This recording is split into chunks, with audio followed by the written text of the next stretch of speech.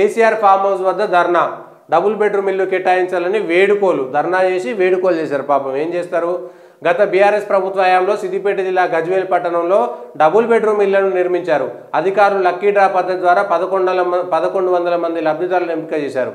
గజ్వేల్లో ముఖ్యమంత్రి సీఎంగా ఉన్నటువంటి గజ్వేల్ కేసీఆర్ 10 ఏళ్ల పాటు ముఖ్యమంత్రిగా ఉన్నటువంటి గజ్వేల్ నియోజకవర్గంలో డబుల్ బెడ్రూమ్ల పరిస్థితి ఎంత ఘోరంగా ఉంది అనడానికి ఒక నిదర్శనము ఇది.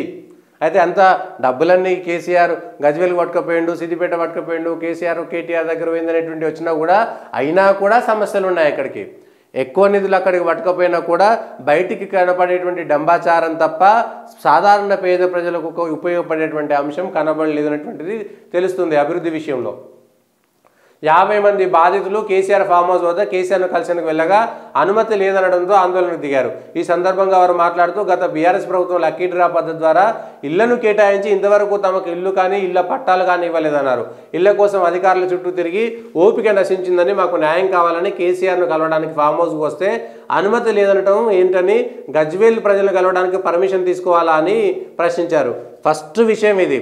గజ్వేల్ ఎమ్మెల్యేను గజ్వేల్ ప్రజలు కలవడానికి పర్మిషన్ తీసుకోవాలా? లోపలే ఉన్నారు. ఆయన ప్రధాన ప్రతిపక్ష నాయకుడు కావచ్చు, లేకపోతే మాజీ ముఖ్యమంత్రి కావచ్చు. గజ్వేల్ ప్రజలకైతే ఎమ్మెల్యేనే కదా, గజ్వేల్ ప్రజల సమస్యలు తీర్చడానికే కదా గజ్వేల్ నుంచి ఎమ్మెల్యేగా గెలుపొందారు. గజ్వేల్ ప్రజలు లోపలికి పోతే రానియలేదు, మరి గజ్వేల్కి ఎందుకు ఎమ్మెల్యేగా? సో గజ్వేల్ ప్రజలారా ఆలోచించాలి. ఇది విషయం, అస్సలు విషయం ఇది. ఇప్పటికైతే తమ సమస్యను పరిష్కరించి తమకు డబుల్ బెడ్రూమ్ ఇల్లు ఇవ్వాలని, లేకుంటే ఎక్కడి వరకైనా వెళ్లేందుకు సిద్ధమని లబ్ధిదారులు చెప్పారు. అంటే లోపల మేడిపండు చూడు మేలిమయ్యుండును, పొట్ట విప్పి చూడు పురుగులుండునని గజ్వేల్లో ఉండేటువంటిదంతా కూడా మేడిపండు చెందం అనేటువంటిది ఒక్కొక్కటి బయటకు వస్తున్నది.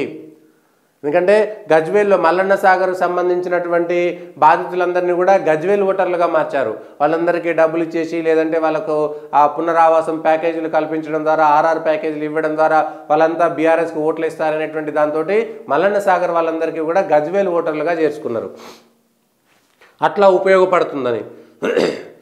మొన్న బీజేపీ గట్టి పోటీ ఇచ్చింది, ఈటల రాజేందర్ గట్టి పోటీ ఇచ్చిండు, దాదాపు 60,000 ఓట్లు వచ్చినాయి కదా.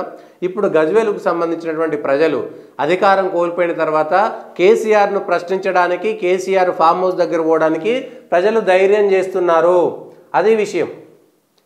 కేసీఆర్ ప్రతిపక్ష నాయకుడుగా ఉన్నటువంటి కేసీఆర్ డబుల్ బెడ్రూమ్లు గజ్వేల్లో కూడా ఇవ్వలేకపోయారు. గజ్వేల్ ప్రజలకు కూడా, పేద ప్రజలు డబుల్ బెడ్రూమ్ తీసుకున్నటువంటి వాళ్ళంతా కొన్ని సింగిల్ బెడ్రూమ్లోనే కట్టించిన, సింగిల్ లేదు, డబుల్ లేదు. అక్కడ ఉండేటువంటి పేద ప్రజలు కేసీఆర్ దగ్గర ధర్నా చేసేటువంటి పరిస్థితి కనబడుతున్నది.